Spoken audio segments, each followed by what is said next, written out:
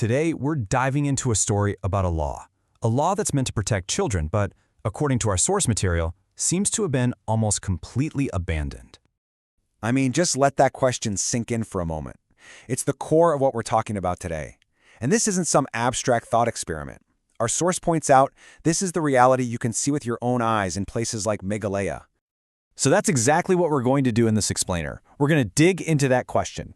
Using the evidence from our source, we're going to find out if this law is actually a protective shield or if it's really just a suggestion.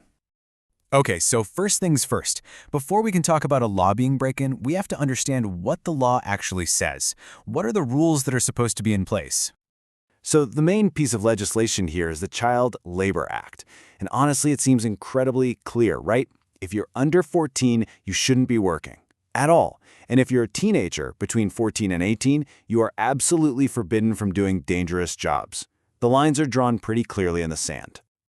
And this is where things just start to fall apart. On one side, you have the law, crystal clear, and on the other, you have the reality in Meghalaya that our source describes. We're not talking about kids being hidden away in secret factories. They're out in the open, working in hotels, on construction sites, all the places they're not supposed to be. It's this massive gap we really need to get our heads around. So how can a disconnect like that even exist? Well, the source material argues that this isn't just a few isolated incidents. It's a systemic failure. Let's take a look at the evidence it lays out. You have to ask, right? If the law is so straightforward, there should be some kind of enforcement. There should be penalties for breaking it. So what's really going on? Well, the data from our source is pretty damning. Let's start with accountability for employers. How many have actually been prosecuted for breaking this very clear law? According to the data presented, the number is 0. Not a few, not some tiny number, 0. Think about the message that sends. It basically says, there's no risk.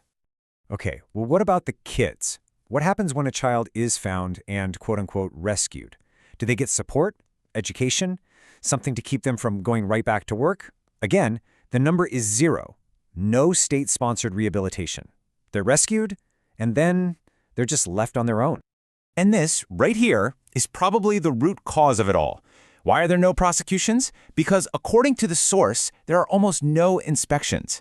The government body that's supposed to enforce the law, the inspectorate, is described as a paper institution. It exists in name only. So when you put all the pieces together, you see this really disturbing cycle. You have no inspections, which means no violations are ever officially found. No violations means no one ever gets prosecuted. And the end result is a system that, as the source argues, actually ends up protecting the employers, not the children. Now, it'd be easy to hear all this and think the problem is just too big, too complicated to fix.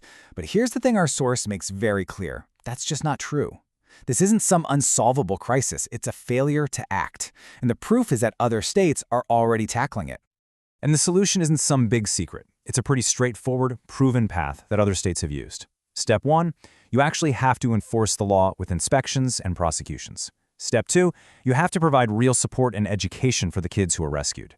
And step 3, you make sure employers know there are real consequences. It's a formula that works, and the source makes it clear that not using it is a choice. So, this brings us full circle.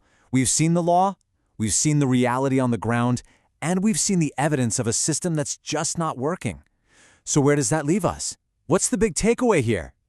This is maybe the most powerful line from the source material because it completely reframes the issue. It's arguing this isn't just about some broken bureaucracy or a policy that needs tweaking. It's framing this as a moral failure, a decision, conscious or not, to simply abandon these kids. And so we end right back where we started. But now, after seeing all those zeros, 0 prosecutions, 0 rehabilitation, that question feels a lot heavier, doesn't it? Is a law that's never enforced really a law at all? Or is it just a suggestion?